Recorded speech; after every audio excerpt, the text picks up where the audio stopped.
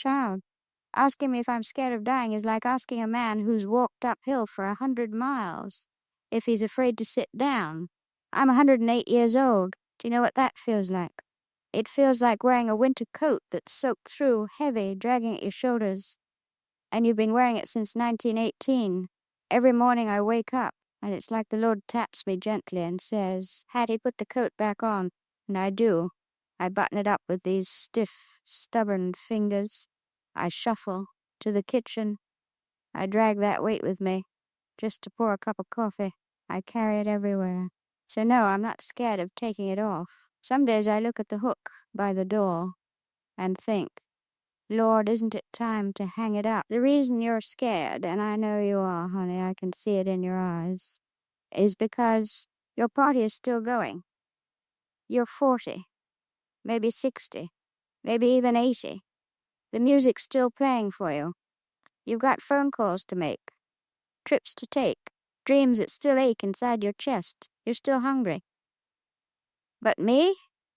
My party ended a long time ago. I'm just the last one in the room, wiping down the tables, stacking the chairs, cleaning up the cups. My George has been gone 40 years. 40 years of sleeping in a bed that feels too wide, too quiet. My eldest boy? Gone. The girls I used to jump rope with? Gone. The doctors who once told me how to live? Buried. I'm walking through a ghost town. I see things nobody else sees because nobody else remembers them. So when I die, I'm not leaving home. I'm going home. They're over there waiting. George is probably pacing already, checking that old pocket watch of his, saying, "Hattie, you were always late. Now listen close. You're terrified because you think death is a thief. You think it slips in at night to steal your time, steal your memories, rob you blind. That's how young people think. That's fear talking. When you get to my age, you realize something different. Death isn't a thief. It's a librarian. That's right. It simply says, time's up. The book is due. And if you read that book, really read it, if you bent the spine, cried on the pages, spilled coffee on the chapters, tore a few corners in your hurry to live, then you don't mind handing it back. You're tired of holding it. The ones who are truly scared, they're the ones who kept their book spotless on the shelf, never cracked it open, never risked a stain, never dared to live hard enough to leave a mark. And when the librarian shows up, they realize they never read their own story. Now that's terrifying. Leaving this world with a pristine soul, that's the tragedy. My soul, it's worn out, it's scarred, broken, glued back together with prayer and grit more times than I can count. It's messy, and I am proud of every mark. People worry about pain. They worry the end will be violent, frightening. But let me tell you something. The body is wiser than you think. God built it with mercy. When it's truly time, it doesn't crash. It softens, it turns the volume down, like a dimmer switch sliding toward evening. You get sleepy. Food doesn't matter anymore. The noise fades. That's not failure. That's kindness. That's the body whispering, "Hush now. You don't need all this where you're going." The vessel knows how to let go. And I'll tell you one more thing. When George was passing, I was holding his hand. At the very end, his eyes opened wide. Not scared, not in pain, surprised. Like a man who suddenly realized he'd worried about nothing at all. He looked relieved, like he wanted to say, "Hattie, if I'd known it was this easy, if I'd known it was this beautiful." And that's when I understood. Death isn't the end of the music, it's just the moment you finally step into the next room, where the song has been playing all along.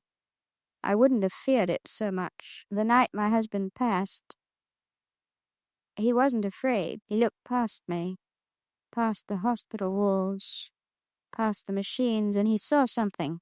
I know he did. And whatever it was, it made him smile. A real smile. Soft, peaceful, like a man who had just remembered something beautiful.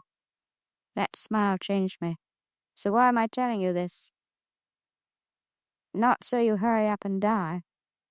I'm telling you so you hurry up and live. The only reason I can sit here at 108 years old and smile at the Reaper is because I didn't leave anything in the tank.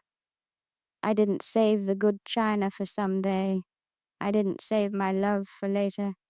I didn't carry bitterness like it was a family heirloom. I forgave the people I needed to forgive, not because they deserved it, but because I deserved peace. I said I love you so many times my children would roll their eyes and say, Mama, we know. And I'd say it again anyway. I ate the cake. I wore the red dress. I danced even when my knees complained. I laughed loud in quiet rooms. If you're sitting there right now paralyzed by the fear of the end, it's because deep down you know there's something unfinished inside you. You're holding grudges. Let them go. They are too heavy to drag all the way to the grave. You're waiting for the perfect time. Honey, look at me. I'm 108. The perfect time is a myth. Doesn't exist. The only time you get is now. Don't get to my age and wish you had said the thing. Say it tonight. Don't get to my age wishing you had taken the trip. Buy the ticket. Don't get to my age wishing you had chased the dream. Take the first step.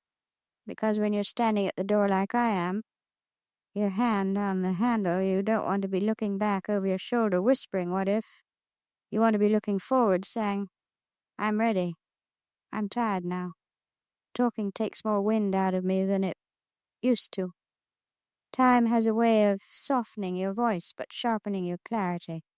And when you hear that Hattie Mae has passed on, don't you dare sit around in black and cry for me. You throw a party. You play some jazz, something with a little swing to it. You eat berries, sweet ones. You laugh, because I'm not gone. I just finally slipped off a pair of tight shoes I'd been wearing for a long, long time. Death isn't the tragedy. Living half a life is. So you take your time getting here, all right? Fill your days. Use up your love. Spend your courage. Empty the tank. And when it's your turn to smile at whatever's waiting on the other side, I hope you smile the way he did. Peaceful. Certain. Ready. I'll see you later. But you take your time.